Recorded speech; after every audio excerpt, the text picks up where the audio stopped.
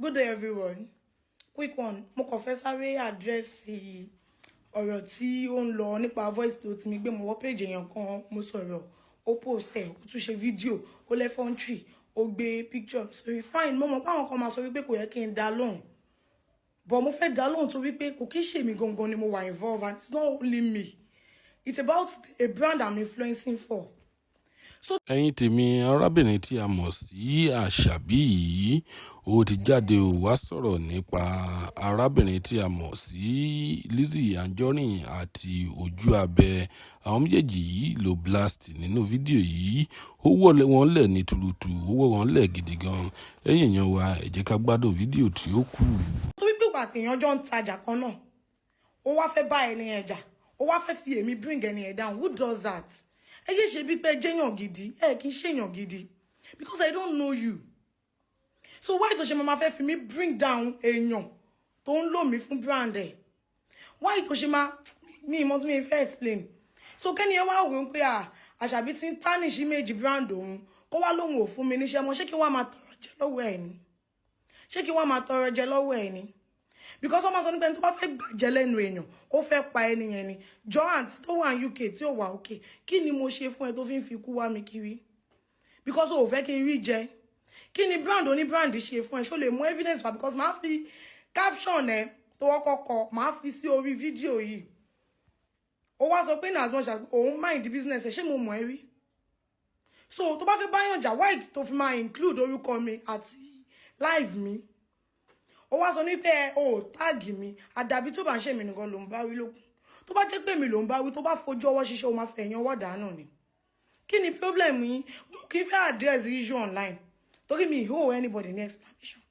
Béèrè gbogbo àwọn èèyàn tó sì ń dárúkọ mi láti jọ ìmú ò dá wọn lóhùn. But I'm doing this because a brand is evolved.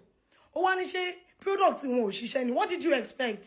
So you expect me to lock him down tó ṣe fún ara lè tiẹ̀ tó ṣe tú ọkọ ẹ mọ́lẹ̀ kémi náà so mọ́lẹ̀ àbí?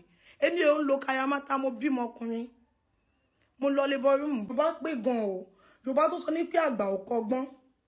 Wọ́n mọ̀ nǹkan tó ń sọ torí ó jọjọ́ kan wá fi jù mí lọ bó ò ní làákàyè bóyá ò jẹ́ ní ògì ń lò ní. Because I don't understand. Ó tún ní ẹ̀fọ́nchì ó wá gbé picture mi sókè. Àṣàbí kéré ṣe tání ẹ́. As in tání ẹ́ èmi Àṣàbí o mo ò mọ̀ ẹ́. Mi ò gbórúkọ ẹ rí ogún ẹ̀gan kò ní gbòǹgbò débi pé èèyàn fẹ́ dìrọ̀ mọ́ o ò jẹ́ nǹkan kan. This is a free publicity for you. Mo sọ pé mi ò ní fún ẹ tẹ́lẹ̀ but mo rí pé o ní ìdẹ̀. Ṣebí Àṣàbí náà ló jẹ́ kí page ẹ máa trend. Ó sọ fún ẹ pé strength t'Àṣàbí simple ní ògo tó máa ń dìrọ̀ mọ́ ni.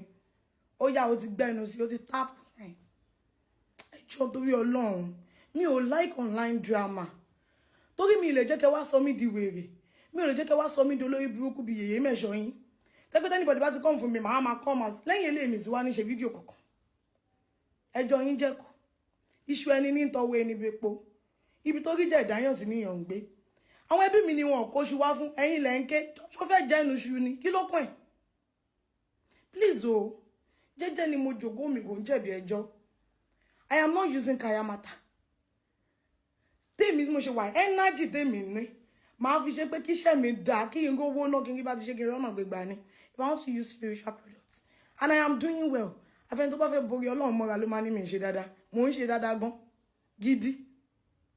So anybody tó bá jókòó sí corner àtẹ̀yin tẹ́ máa ń comment orí burúkú náà. Tẹ́ bá rò pé ẹ fẹ́ fi comment yín ẹ̀yin fi ń káṣe cruise lọ́kàn yín tẹ̀jẹ̀ mọ́ bí tí ó máa gbéyàn dé.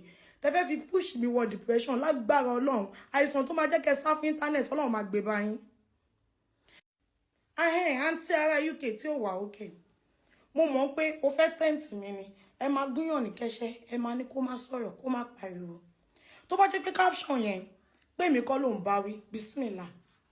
But tó bá jẹ́ pé mi ló ń bá wí tó jẹ́ mọ̀ lọ́kàn ara ẹ̀. Tó wá fẹ́ sọ mí di èèyàn burúkú, tó fẹ́ kí n dàbí aláṣejù lágbára Ọlọ́run, tó bá fojú ọwọ́ ṣiṣẹ́ ó máa fẹ́ èèyàn wọ́ dànù ni. Àìsàn tó máa dé bá ẹ tó òfin ní nísìmí ọkàn Ọlọ́run máa bá mi gbé bá ẹ. Àdàbí tí bá ti lọ page anybody lọ bú wọn rí àbí tí mo lọ fi tèmi wú tẹlòmí lẹ̀ bóyá mo lọ comment sórí page ẹlòmí àbí mo dá sí nǹkan tí ó kàn mí nìkan.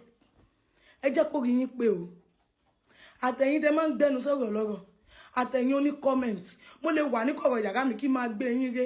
Ẹlòmí kan máa jagun. Ẹ jẹ́ kí orí yín kó pé. Àgbélébù mi nìkan ni mo lè gborí burúkú yẹn fún. ẹni tó bá mi dán wèrè wò wèrè máa ṣe o mi ìrírí ìgbádùn o tó kẹ́ mi ṣe kí n kọjá àyè mi o kẹ́ jẹ́ kí orí yín pé tí mo ṣe sọ yẹn lẹ́yìn fídíò yìí mi wà ní ṣe fídíò kankan mọ́ ajá tó bá fẹ́ gbó kó máa gbó níṣù.